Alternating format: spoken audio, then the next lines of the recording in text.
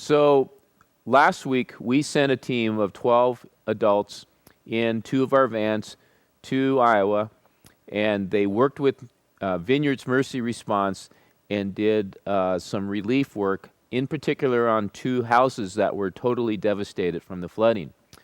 And so I asked 3 of our staff that went with the team to share with you some of the highlights from their trip. And I asked them to focus on, tell me one God story that really impacted you that would be good for our church to hear at large.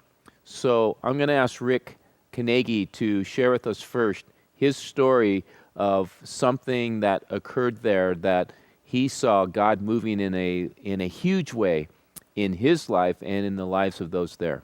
So Rick, why don't you start? One of the first jobs we went to was in a little town called Palo.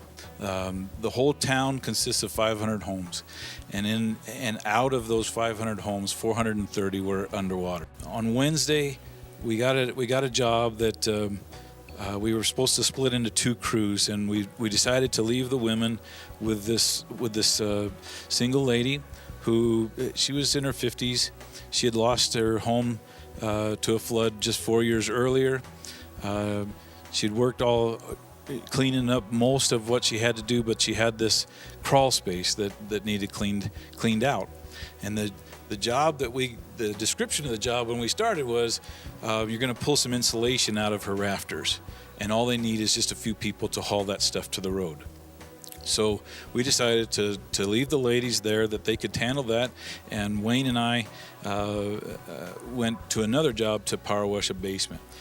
When we went to drop off the ladies, it wasn't pulling insulation out of a rafter, it was pulling insulation out from underneath floor joists in a 4-foot crawl space.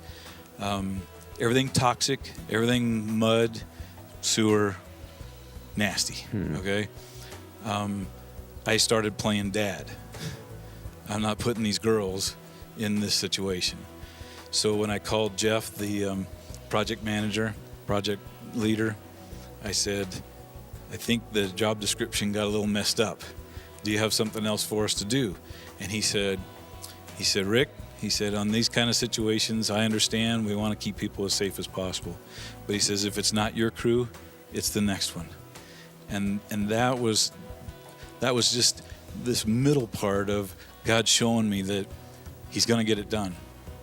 So we finished the day. When we got back, this little lady had gone underneath the house by herself and passed stuff out to the girls, and her knee blew. And so they weren't able to finish. So we told her that we would try to get back the next day to help her, because she needed to get to her water well, which was underneath the house. The next day, Wayne and I suited up to go underneath the house.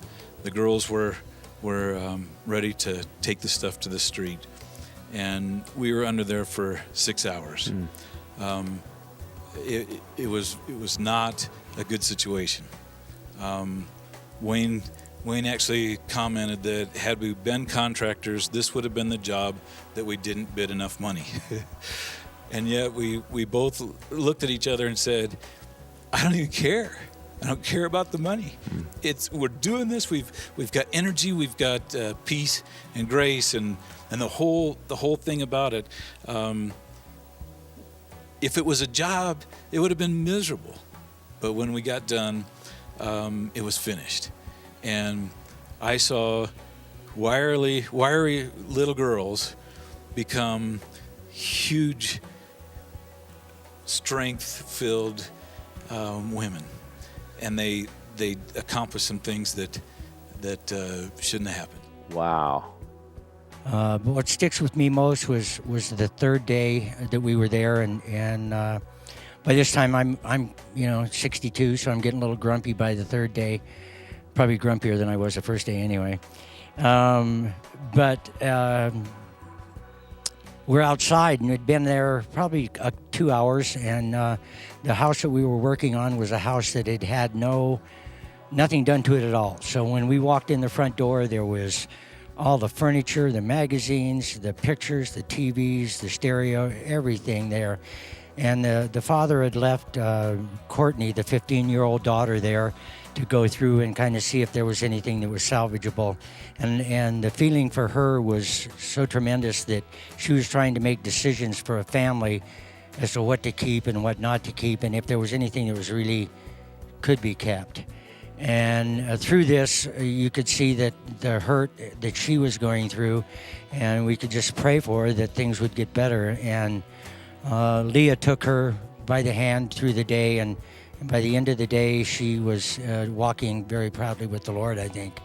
At the beginning of the day, she did start off pretty rough, and it was after 3 days, I had really hit my cracking point and had called my mom and had my emotional breakdown and was hiding in a porta potty and wanted to leave. And really somebody said, I think you're going to find out why you're supposed to be here today. We just don't know what it was. And so after kind of regrouping, I went back in and started talking to this girl who had been really hard the whole day. And it went from, when we first got there, the house was filled with everything, and you can't see hope when the house is still filled with all their medicines and their furniture and everything that is just covered with water and mold. There isn't hope. But once that gets down and you're down to the shell of the house and you can start busting out walls, you can almost see when the hope's going to start again. And so that's what she and I did. We started ripping out walls and just had therapy time together. And we, at the end, ended up getting to drive her home, and she started talking to me about her friends and her school and started teaching me really funny language, and she was just a great girl. And yesterday was her birthday, and so I called her and said, "Hey, happy birthday," and she couldn't believe that I remembered her.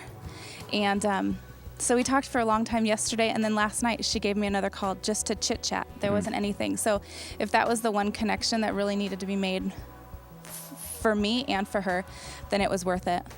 And just being able to be with everybody. We just have to be available, don't we? God set that whole encounter up, and that you guys were meant to connect together on this trip.